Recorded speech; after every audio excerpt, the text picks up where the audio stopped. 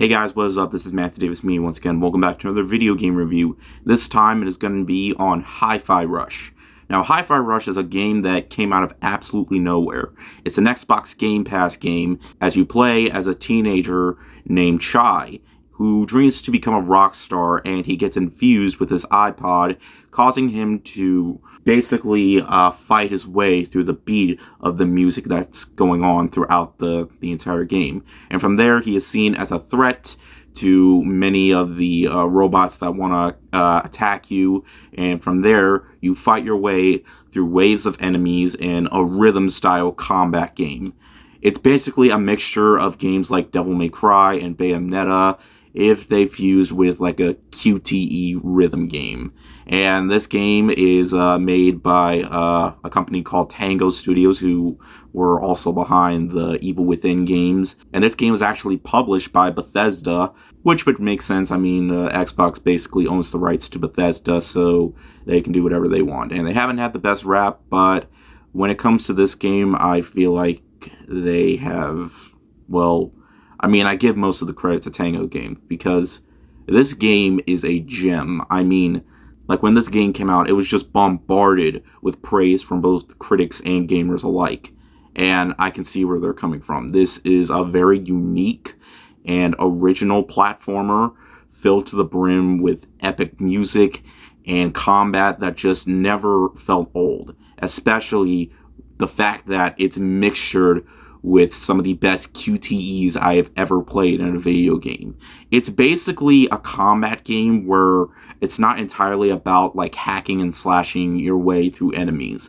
As you basically, if you want to do like massive amounts of damage, you basically have to fight your way through the beat. Like hit buttons at the right time, unlock certain combos, and it all plays out through the music pretty much. Like everything is moving along to the beat as you're walking, as Chai, as you're standing around snapping your fingers. Everything follows along with the music. Even the objects that are just moving around just follow up to the beat.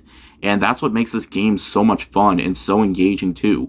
And like I mentioned before, there are moments throughout the game that involve QTE sections, but they honestly make a lot of sense given how non-dancing rhythm games basically allow you to like push buttons at certain times. I'm not usually a fan of that, but I feel like this is the type of game that definitely does it right. Now, one thing you're really going to have to do throughout the game is learn how to parry, because parrying is a very big key here. And when you parry in the game, you have to parry your way through the rhythm as well, like mash the buttons at the right time. And it's all very engaging and makes the combat just so satisfying. Now, it's not just the combat that makes this game so unique and so much fun to do. It's also the characters. I surprisingly really enjoyed the characters and companions that you have throughout your journey. I think Chai is a very likable main protagonist. He's the goofy one. He's the type of guy who really makes this game work. But really, I feel like the show stealer is Peppermint. And even though you don't really play as her, I feel like the story is more focused on her than it is Chai. You also got this other buff guy called Macaron or something like that. You also got a robot named Cinnamon.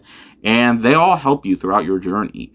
Like, they can help assist you, like, if you're stuck in certain scenarios, like if an enemy has a specific weak spot, or they're just, you're not being able to kill them, and you can use them to, weaken them. So they are very helpful throughout your journey.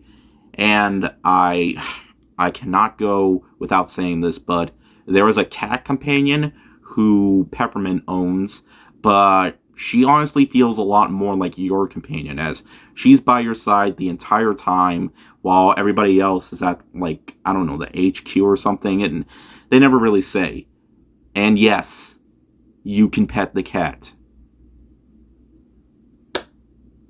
It's going to be hard for anything else to top Game of the Year for that. But needless to say, I just had so much fun.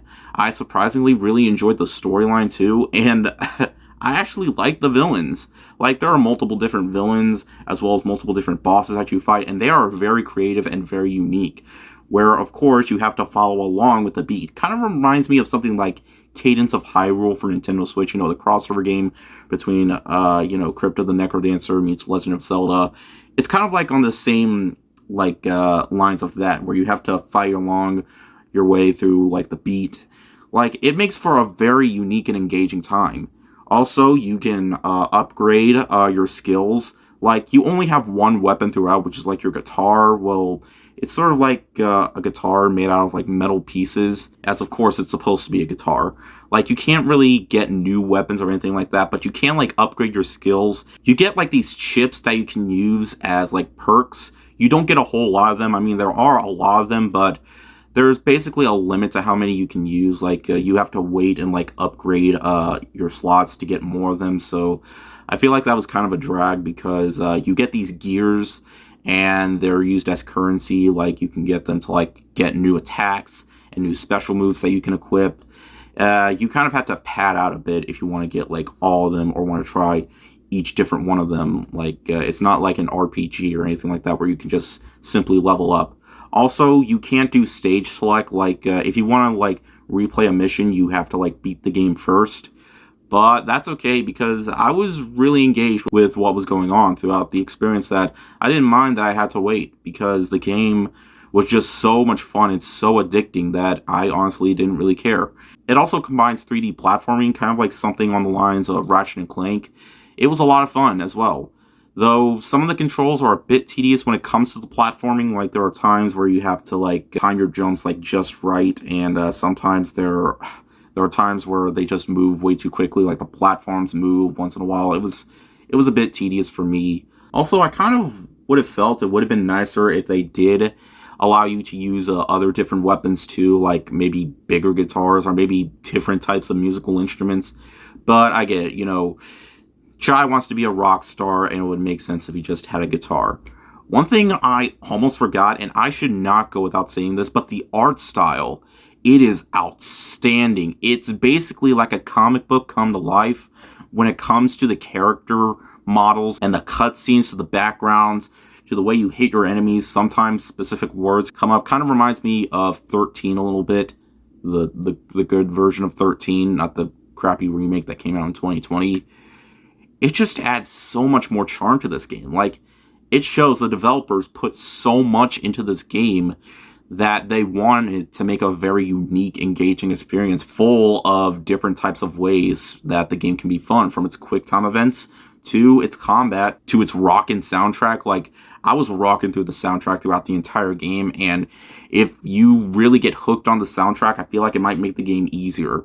Though it also makes the game easier if you like turn on this metronome that's on your screen, like if you're really bad at rhythm games. I never had it on the whole time, but I mean, I did have it once in a while, but I had it off mostly throughout my experience. But hey, it's for anyone out there who struggles with these types of games. But for me, it was surprisingly very easy to get into. Like, when I was about to try this game out, I did not know what I was getting into. I did not look at clips of the game. I just went in with an open mind, and oh my god, my worries went away because I thought this was going to be like a rhythm game where you have to like hit buttons at a certain time. But mixing together with elements of Devil May Cry, this was my type of game. This is the rhythm game that I've always wanted to play, and I'm glad that I got to play it. And in the end, guys, along with Dead Space, Hi-Fi Rush is one of the earliest, best games of the year. It's loads of fun, from its unique art style to its great characters to its rockin' soundtrack and its fun and engaging combat that combines actual action-based combat with rhythm-based QTE sections perfectly together. This is a beautifully balanced game that needs to be played by almost everyone who has an Xbox Series X. Like, if I didn't get an Xbox Series X last Christmas, then I'm just happy that I did get an Xbox Series X, so I would be able to play a game like this, because I don't even think you're able to play it on Xbox One S because, well, that's an older console. So, but yeah, highly recommended for anyone who has an Xbox Series X. And like I said before, it is on Game Pass, so it's definitely worth it. Though the game took me like a little less than 10 hours to beat, I still feel like it's definitely worth it. Get the game, download it now, and no, unfortunately, it's not on any other platform, which is a real shame because I feel like almost everybody should check out this game. If you love action-based combat and rhythm QTE sections, then this is the perfect game for you. This game just came out of absolutely nowhere, but I'm glad that it came out because, honestly, this game is just impossible not to love. Wow.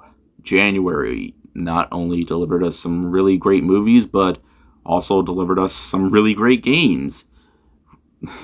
Wow. But anyways, thank you guys so much for watching, and I'll see you guys later. Word out.